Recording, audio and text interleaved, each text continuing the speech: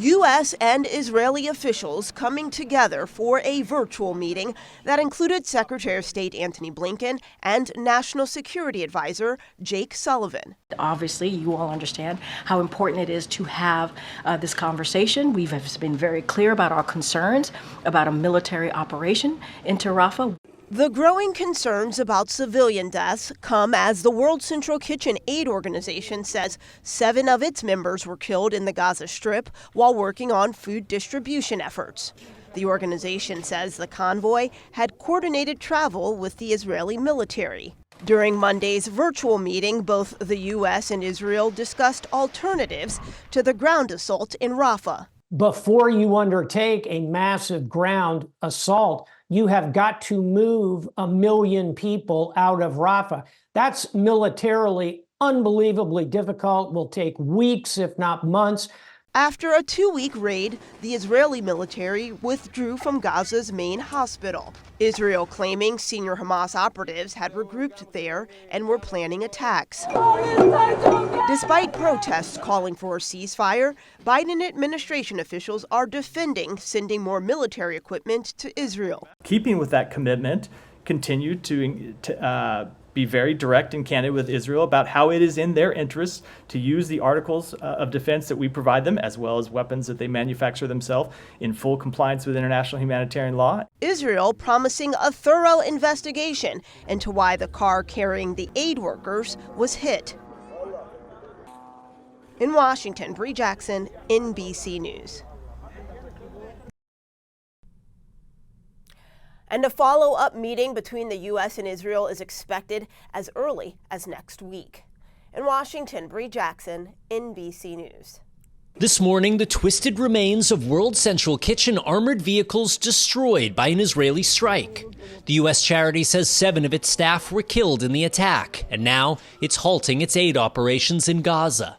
The victims include a dual U.S.-Canadian citizen, as well as people with British, Australian, Polish, and Palestinian citizenship. A lot of people very, very happy to see us. Chef Jose Andres, who founded World Central Kitchen, calling them angels, and adding, the Israeli government needs to stop this indiscriminate killing, stop using food as a weapon. Andres' organization was the first to bring desperately needed food into Gaza by sea. He spoke about his mission to get food to northern Gaza on Today. We need to do everyday shipments to the north. We can solve the hunger problem in the north. Everybody working together, we can be successful. God bless you. The Israeli military calling the killings a tragic incident and says it's launched a thorough review at the highest levels. Its spokesman saying he talked to Chef Andres. We are committed to examining our operations thoroughly and transparently. But the charity says its staff were traveling in a 3-vehicle convoy clearly marked with its logo, and that it coordinated their movements with the Israeli military ahead of time. The White House urging Israel to swiftly investigate what happened. Hey, this is Zomi and Chef of the Day. One victim, Australian Zomi Frankom, an experienced aid worker. Damien Sobel from Poland was also killed, according to his local mayor. Israel facing questions about the accuracy of its strikes in Gaza. As elsewhere, rising fears of a wider war.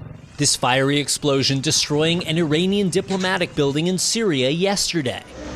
Iran says the blast killed 7 officers from the Revolutionary Guard.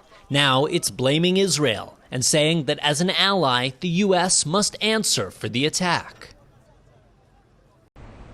World Central Kitchen saying 7 of its aid workers were killed in an Israeli airstrike in central Gaza last night. The victims from around the world, including at least 1 American.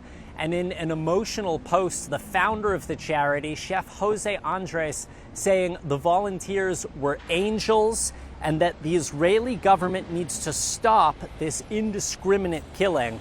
Now, the Israeli military is calling this a tragic incident and says it is investigating, but it is facing major questions right now about the accuracy of its strikes in Gaza. World Central Kitchen says its vehicles were clearly marked with its logo and that it had coordinated their movements with the Israeli military ahead of time. Now, remember, this is one of the leading charities trying to get food into northern Gaza, where it's so desperately needed. families there on the brink of famine, some of them trying to keep their children alive by feeding them grass. The White House says it is deeply disturbed by what happened, and it is urging Israel to carry out a swift investigation. Raf Sanchez, NBC News, Tel Aviv.